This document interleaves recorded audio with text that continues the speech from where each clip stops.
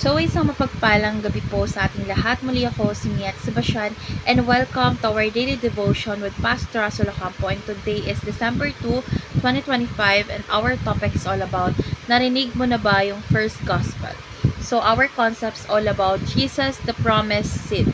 So ang unang gospel o unang magandang balita ay makikita agad sa Genesis chapter 3 verse 15.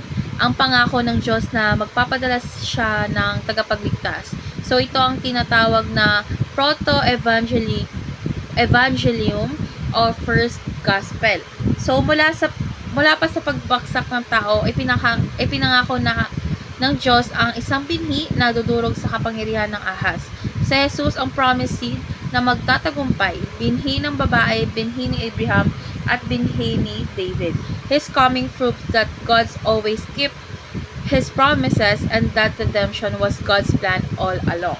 So our Bible readings for today is all about Genesis chapter 3 verse 15, ASND version, at pagpapag-aawayin ko kayo ng babae at anak ninyong dalawa. Dudurugin ng anak ng babae ang ulo mo at tutuklawin mo ang sakong niya. So, dadako na tayo sa ating teachings. Yung first teaching is Jesus is the seed of the human.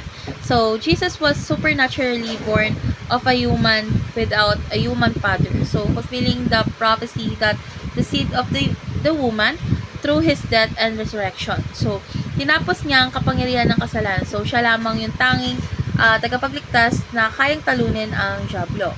Second is Jesus is the seed of Abraham. So, si Jesus ang katuparan ng pangakong kay Abraham na sa pamamagitan mo, pagpapalain ang lahat ng bansa. So, His life and mission brought salvation to the world. So, ang lahat ng nasa kay Kristo ay bahagi ng pangakong ito. And last is Jesus is the seed of David. So, si Jesus is the rightful king from David's royal line, fulfilling God's promises or promise of an eternal throne. So, siya yung hari na walang hanggan at maghahari sa katwiran at kapayapaan. So, sa kanya natatapos ang lahat ng paghahari ng kasalanan at kadiliman.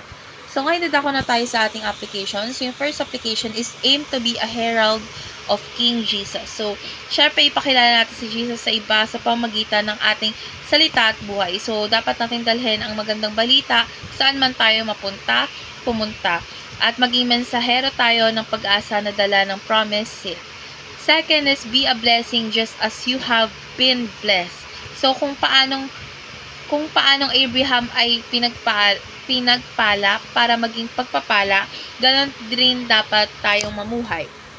Tumulong, magbigay, at magmahal ng walang hinihintay na kapalit. So, ipakita natin sa iba ang kabutihan na naranasan natin kay Jesus. And last is contribute to the defeat of evil and darkness. So, syempre, lumayo tayo sa kasalanan at tumayo tayo sa katotohanan. So, maging liwanag tayo sa lugar ng kadiliman sa pamamagitan ng ating mga desisyon at pamumuhay. So, dapat sumama tayo sa layunin ni Jesus na itaguyod ang kabutihan at sirain ang gawa ng kaaway. So, ngayon, dadako na tayo sa ating last part, which is our discussion. And our discussion talks about how does knowing Jesus as the promised seed give you hope? So, for me, ang kaalaman na si Jesus ang promised seed ay nagbibigay ng pag-asa sa atin dahil ipinapakita nito na hindi kailanman pinabayaan ng Diyos ang tao kahit noong tayo ay bumaksak pa. So, ipinangako niya yung tagapagligtas at tinupad tinupad niya ito kay Jesus. So, ibig sabihin, tapat siya sa lahat ng kanyang salita. So, dahil dito, alam natin na anumang laban o kasalanan o kadiliman ay wala ng kapangyarihan sa atin dahil tinapos na ito ni Jesus. At dahil siya ang seed na nagtagumpay, may katiyakan tayong may kaligtasan, may kanubakasan, at may tagumpay ang buhay na kasama siya.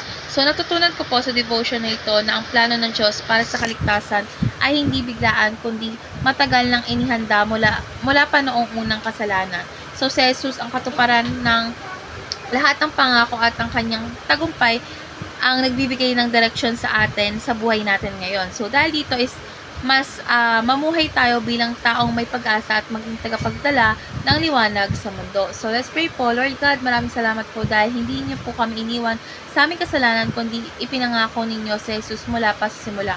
Lord God, salamat dahil siya ang promised seed na nagtagumpay laban sa kasalanan, kamatayan at kadiliman. Lord God, tulungan niyo po kaming mamuhay bilang anak ng liwanag, maging pagpapala sa iba at maging matapat na saksi ng iyong kabutihan sa pangalan ni Jesus. Amen.